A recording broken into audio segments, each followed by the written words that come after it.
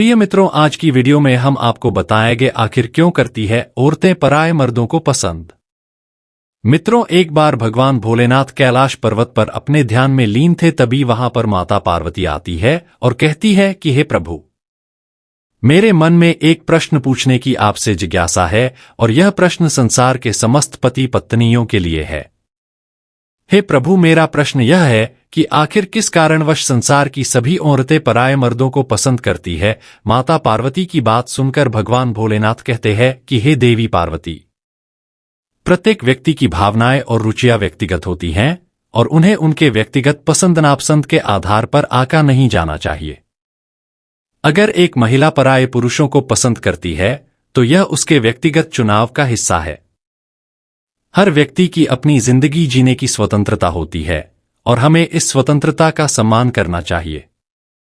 यह भी समझना चाहिए कि भावनाएं और आकर्षण एक जटिल और व्यक्तिगत मामला है जो व्यक्ति की मानसिकता, अनुभवों और भावनात्मक स्थितियों से प्रभावित होता है। इसके साथ ही यह भी जरूरी है कि हर संबंध में विश्वास, इज्जत और समझदारी बनी रहे।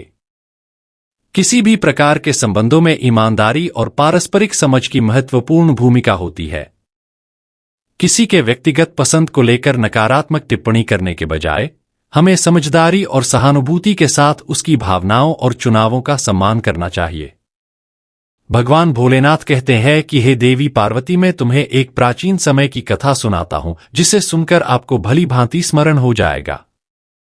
आखिर क्यों संसार की समस्त औरतें पराये मर्दों को पसंद करती है और इसका कारण क्या है। भगवान भोलेनाथ आगे कहते हैं कि हे देवी पार्वती, जो भी मेरा भक्त इस कथा को ध्यानपूर्वक ढंग से पूरा सुनेगा, मेरा आशीर्वाद हमेशा उसके परिवार के साथ रहेगा।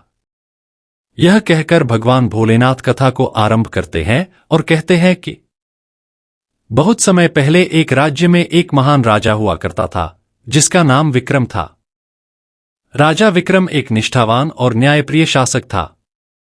उसकी प्रजा उससे बहुत प्रेम करती थी और उसके राज्य में हर कोई सुखी और संपन्न था। राजा विक्रम की पत्नी रानी सुदेशना भी अत्यंत सुंदरी और बुद्धिमान थी।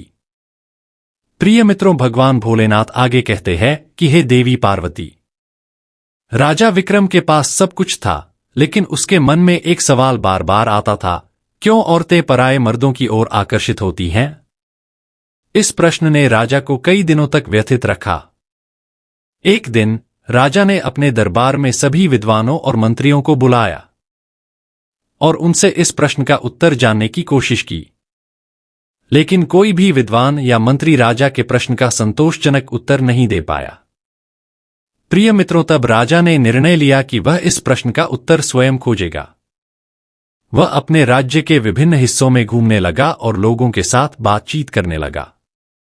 अंततः उसने एक साधारण किसान की पत्नी से बात की। वह महिला बेहद समझदार और सजीव थी और उसने राजा के प्रश्न का सरल उत्तर दिया।